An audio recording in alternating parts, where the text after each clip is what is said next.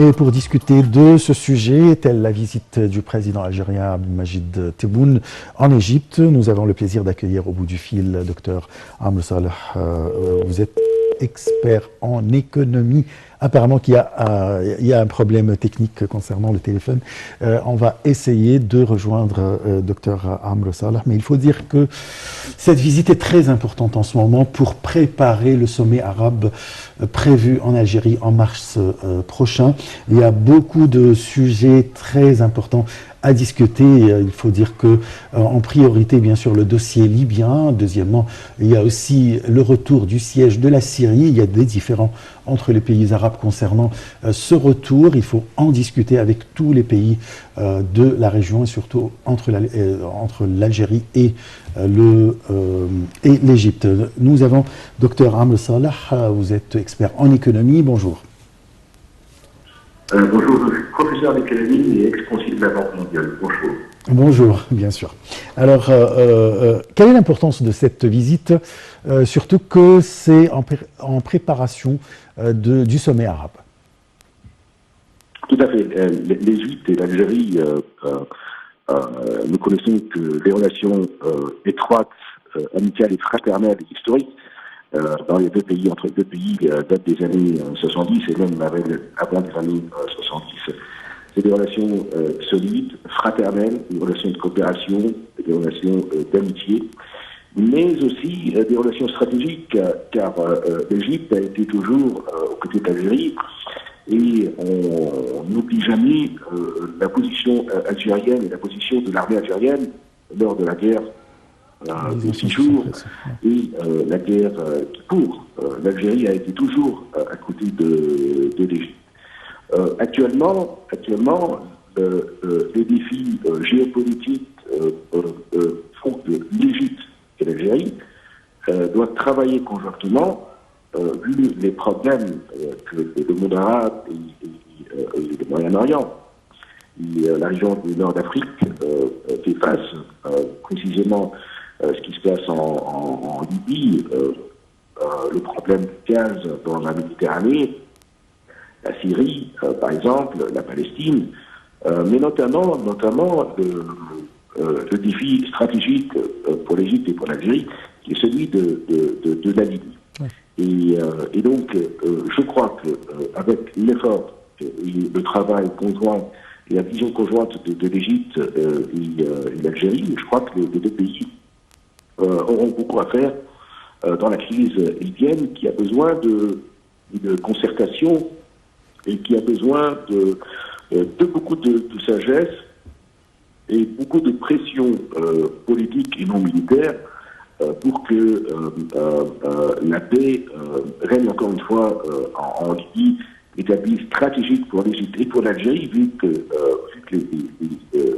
la Libye est un pays voisin pour l'Égypte et pour l'Algérie en même temps, et lui aussi le poids économique et stratégique de la Libye pour nos deux pays. D'où ici l'importance de cette visite, et je salue aussi la vision conjointe du président Abdel Sisi et de son homologue, son frère, j'ai dit plutôt algérien, à travailler conjointement avant le sommet arabe qui fait face à énormément de défis actuellement, et nous assistons aussi de l'autre côté un peu plus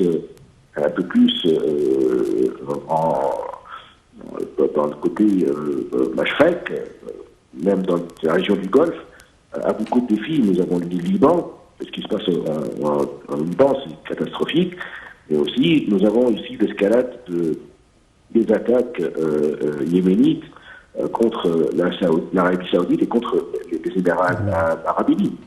C'est des escalades lâches et importantes qui ont un ampleur jamais vue. Et donc, de là, je dis que les défis au cours du sommet arabe, du prochain sommet arabe, sont très importants. D'où le travail conjoint et la vision conjointe des deux présidents et des deux pays avant ce sommet. Docteur Amr Saleh, nous avons un volume d'échanges chiffré à 747 millions de dollars en 2020, selon les chiffres avancés par le ministère du Commerce. On aimerait jeter la lumière davantage sur la nature de nos échanges et les investissements envisagés de l'Algérie en Égypte et vice-versa de l'Égypte en Algérie. Oui, tout à fait. Vous savez que les entreprises égyptiennes avaient été toujours présentes en Algérie, dans le domaine du transport, dans le domaine de la communication, dans le domaine du gaz, de l'énergie, agriculture. Et nous avons aussi des coopérations économiques bilatérales historiques entre les deux pays. C'est vrai que les échanges, à mon avis, pourraient augmenter. Et à mon avis, les échanges commerciaux devraient traverser la barre du milliard de dollars. Je crois que la valeur des exportations algériennes vers l'Égypte avait atteint à peu près 180-190 millions de dollars, contre à peu près aux alentours de 600 millions de dollars pour les importations. Je crois que l'Algérie et l'Égypte devraient travailler davantage pour renforcer leurs relations économiques et bilatérales, vu aussi, vous me demandez aussi, en tant qu'expert qui a travaillé quelque temps avec le Monde mondial en Algérie, et notamment précisément à Hydra, la capitale algérienne. C'est un très très beau pays, c'est un peuple très sophistiqué, très élégant, qui a une sagesse très importante. C'est des gens qui sont très dynamiques. Le peuple algérien est très dynamique. Ils ont une population jeune. C'est vrai qu'il y a un taux de chômage important en Algérie. D'où ce défi qui pourrait être une opportunité pour les deux pays, pour l'Égypte et l'Algérie.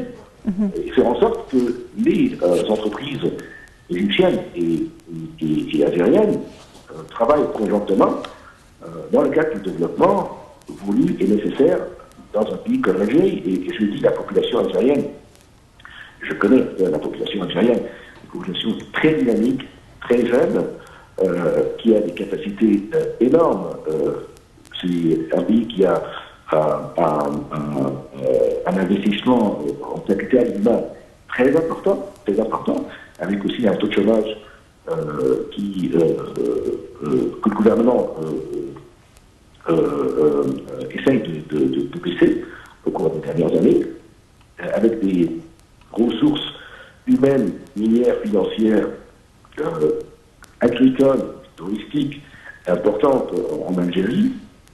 Et de par ma connaissance, en même temps du peuple algérien et des paysages algériens économiques, et politiques et historiques, je crois que l'Algérie représente une situation idéale pour les entreprises égyptiennes et les grandes entreprises dont la plupart sont des entreprises du gouvernement public, pourraient travailler en même temps avec les entreprises publiques égyptiennes dans des projets conjoints, notamment des projets d'infrastructure que l'Égypte est contrainte d'entreprendre. Et donc, je pense qu'il existe maintes opportunités de coopération bilatérale entre les deux pays, et il faut travailler, à mon avis, sur des dossiers très importants, dont le dossier numérique, par exemple.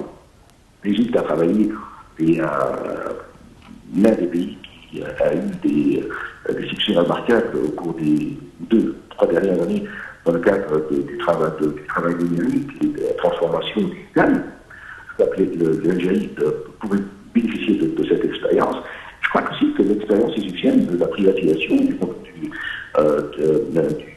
redressement économique, des réformes économiques, pouvait affecter, pouvait aider nos frères algériens. Je crois que les experts et les institutions et la sphère politique égyptienne étaient toujours présentes et sera toujours présentes dans le cadre de programmes de coopération économique aussi pour l'Algérie. Somme toute, ce que je voudrais dire, c'est qu'il existe des opportunités énormes, vu le paysage économique algérien, et puis aussi les efforts et les succès économiques que l'Égypte a entrepris. Et je crois qu'il faudrait, et ça c'est un point très important qu'il faut le dire, nous savons que dans le temps, il y avait des entreprises égyptiennes qui travaillaient en Algérie, le nombre a peut-être un peu baissé.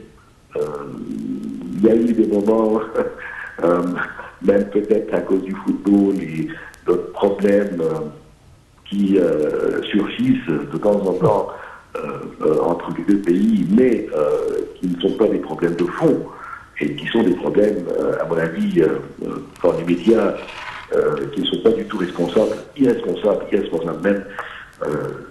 C'est peut-être pas le domaine, mais je voudrais aussi mettre l'accent sur des propos que j'avais entendus il y a 2-3 jours d'un des commentateurs sportifs sur les chaînes égyptiennes à propos de l'équipe algérienne que je dénonce et que je n'approuve pas, et qui sont milieu de tout fondement et qui ne devraient pas affecter, c'est le message que je voudrais dire, parce que j'ai vu les commentaires et les réactions de nos frères algériens, et c'est ce que je voudrais dire, que les relations, nos frères algériens, les relations économiques, historiques, fraternelles entre les deux pays, et aussi le futur et l'avenir que nous pourrons dessiner ensemble est beaucoup plus solide et beaucoup plus important c'est clair. Ces propos sarcastiques, dénués de tout fondement qui nous arrivent de temps en temps.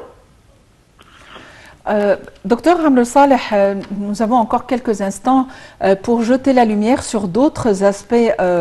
Il faut dire que l'Égypte et l'Algérie sont deux pays arabes et en même temps africains. Quels sont les principaux enjeux en matière de sécurité que les deux pays, qui se posent aux deux pays et auxquels les deux pays doivent vraiment trouver des solutions? Ça c'est une question, l'une des questions très importantes. Vous savez que l'Algérie avait fait face et je crois qu'encore il existe des enjeux en Algérie vis-à-vis du terrorisme et vis-à-vis de certaines organisations que j'appelle c'est du banditisme, non seulement du terrorisme, et ce n'est pas religieux d'ailleurs, mais il existe des enjeux en Algérie. Et l'Algérie avait fait face à beaucoup de défis. Il y a eu beaucoup de dégâts de morts, et on se souvient au cours des dernières années avec les incidents entre le gouvernement et le fils. L'Égypte aussi avait traversé cette période noire dans les années 90. Et avant et après la révolution de 2011, vous savez, dans les deux pays, les actes étaient similaires, les objectifs similaires, les doigts très, très similaires, et l'objectif était de déstabiliser l'État.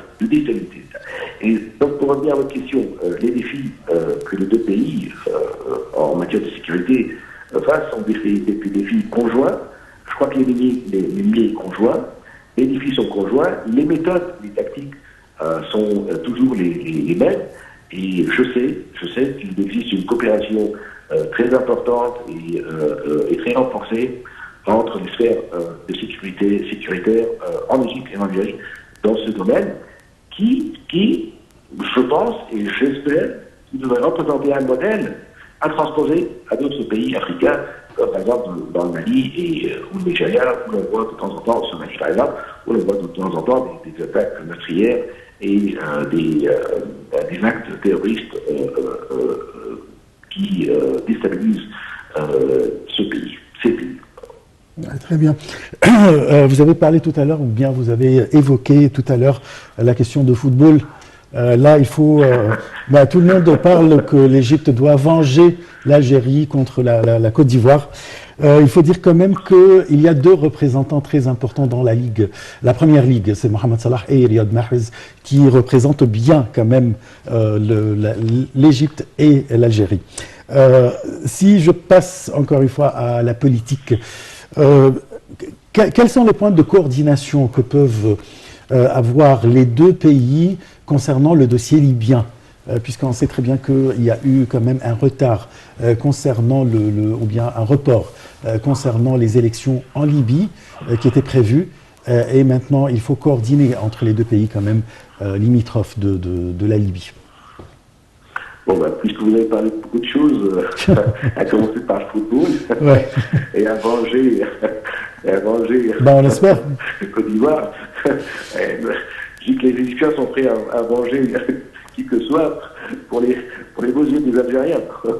Les Algériens, ma connaissance des Algériens, j'ai vécu en France, j'ai côtoyé des Algériens et de par ma connaissance personnelle, une relation personnelle, je pourrais vous dire que les Algériens, ce n'est pas des propos diplomatiques ou médiatiques, mais j'ai connu des Algériens qui sont adorables. Le peuple algérien est parmi les peuples les plus adorables du monde. C'est des gens très gentils, c'est des gens qui ont des qualités de cœur, c'est des gens qui ont des qualités de cœur, et c'est ce que je dis toujours, il ne faut pas les énerver. C'est des gens très gentils, mais il ne faut pas les énerver.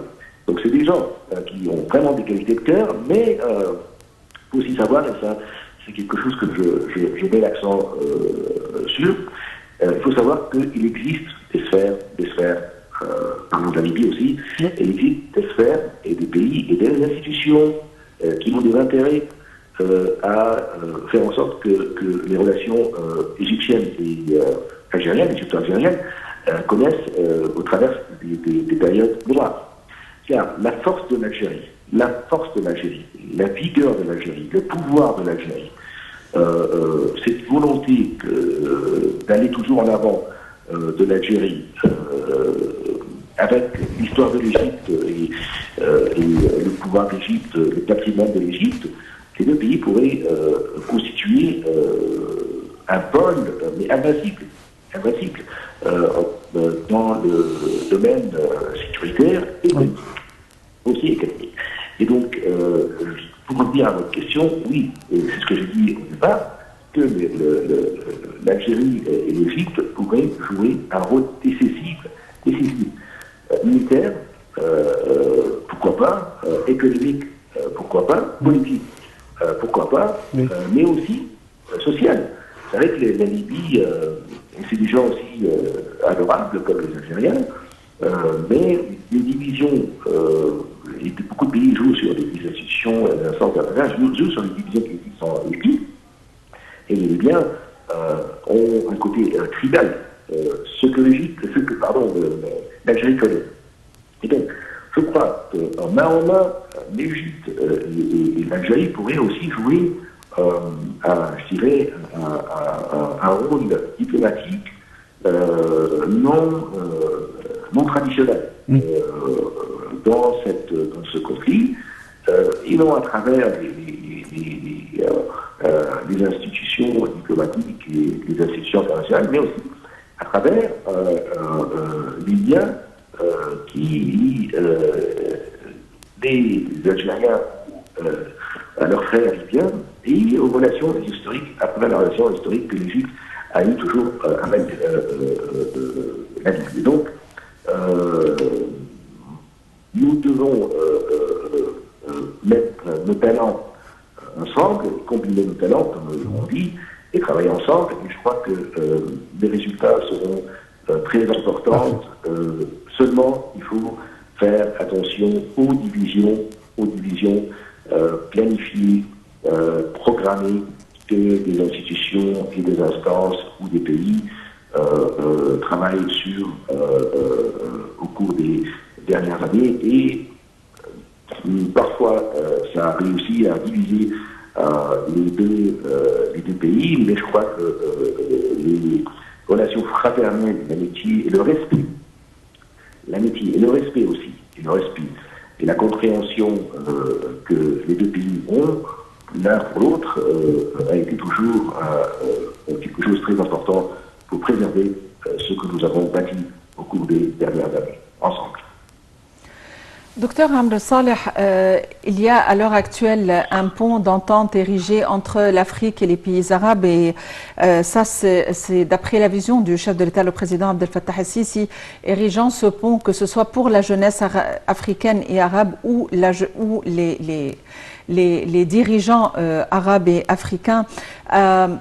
Si nous étalons notre vision au-delà de l'Égypte et de l'Algérie en particulier, quels sont les défis communs slash les projets communs que l'on pourrait tenir pour améliorer l'état des choses sur notre continent?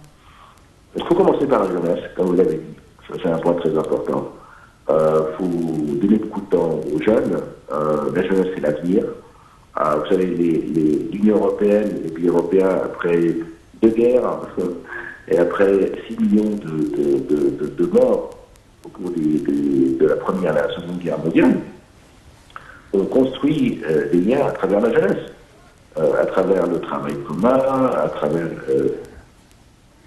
les universités, que ce soit dans le domaine universitaire, que ce soit aussi dans le domaine de l'enseignement, de l'éducation, du travail, du transport, de la liberté de transport des individus, aussi du travail, du business, du B2B, et ça c'est très important pour améliorer la compréhension et tisser des liens entre les jeunes et les pays africains. Et je crois que c'est l'avenir. Et vous allez peut-être me contrarier, mais la fameuse conférence de la jeunesse à Sharm el-Sheikh, il y a quelques années, a été une réussite. Et cette force de la jeunesse, et c'est ce que nous avons toujours besoin, non pour travailler actuellement et pour construire notre présent, mais pour l'avenir, pour construire un avenir. Et si on voudrait faire et construire l'avenir, je crois qu'il faut concentrer davantage sur la jeunesse dans des programmes de redressement, programmes d'enseignement, de programmes de business, éducation, recherche, investissement commun. Je crois que c'est l'avenir, il faut travailler sur ces domaines. Je crois que nous avons beaucoup à faire en tant qu'Arabes et Africains, non pas seulement en politique, en économie, mais surtout en football, comme tu l'as évoqué. Tu t'y connais mieux en football. Nous allons manger nos frères. Ah ben, on espère. Voilà. Une dernière question, Dr Amr Salah, c'est concernant l'initiative lancée par le président chinois Xi Jinping en 2013. Il s'agit de la route de la soie. Alors, il y a des routes qui sont, ou bien des infrastructures qui seront mises en place entre l'Algérie et l'Égypte, ou peut-être tout le nord de l'Afrique. Parlez-nous de cette stratégie, ou bien cette initiative. D'accord.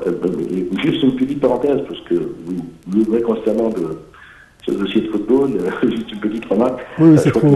L'Algérie n'a pas besoin de quiconque pour se venger. L'Algérie est un peuple brave. L'équipe algérienne a été très brave au cours de la Coupe arabe. Oui. Nous avons vu une équipe extraordinaire, mais extraordinaire. Et ça arrive qu'il y a des trous noirs parfois. Donc, je crois que l'équipe algérienne n'a pas besoin de vengeance. Il est capable de se venger lui-même dans l'avenir, en Inch'Allah.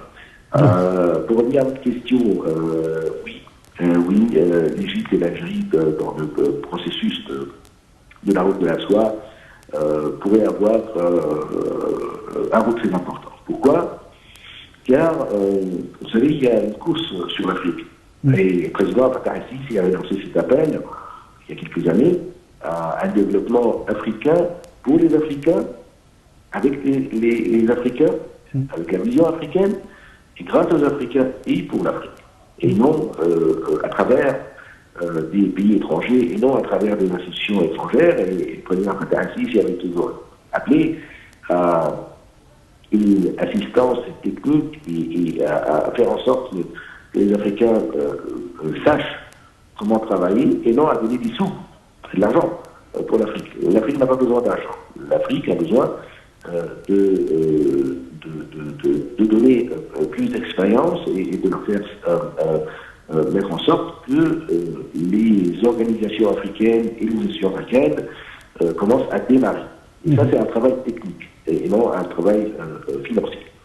Et donc, au cours de cette course, dans le cadre de cette course pour s'accaparer des biens africains, que ce soit la Chine, que ce soit les États-Unis, les pays européens, il faut une unité africaine. Et encore, je dis encore une fois que l'Égypte et l'Algérie, de par leur pouvoir économique et politique dans le continent africain, avec aussi d'autres pays, notamment l'Afrique du Sud, par exemple, le Cameroun et d'autres pays africains pourraient représenter des pôles, 3 ou 4 pôles importants dans le redéveloppement de l'Afrique, le redémarrage de l'Afrique. Et ça, c'est très important car vous savez que les courses internationales, de la part de la Chine, de l'Europe ou des États-Unis, à s'accaparer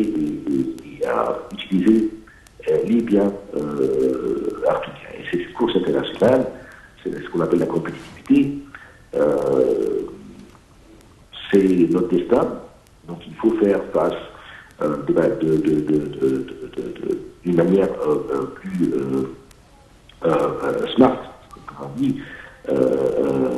à ce défi ensemble, à travers aussi le travail que pourrait jouer l'Égypte et l'Algérie dans ce domaine. L'Égypte qui a une grande histoire d'assistance technique pour l'Afrique depuis les années 60, et l'Algérie aussi qui a des relations très étroites avec beaucoup de pays africains, fraternels et amicaux. Et donc je dis encore que le poids des deux pays, l'Égypte et l'Algérie, est indispensable dans le démarrage économique du continent africain. Très bien.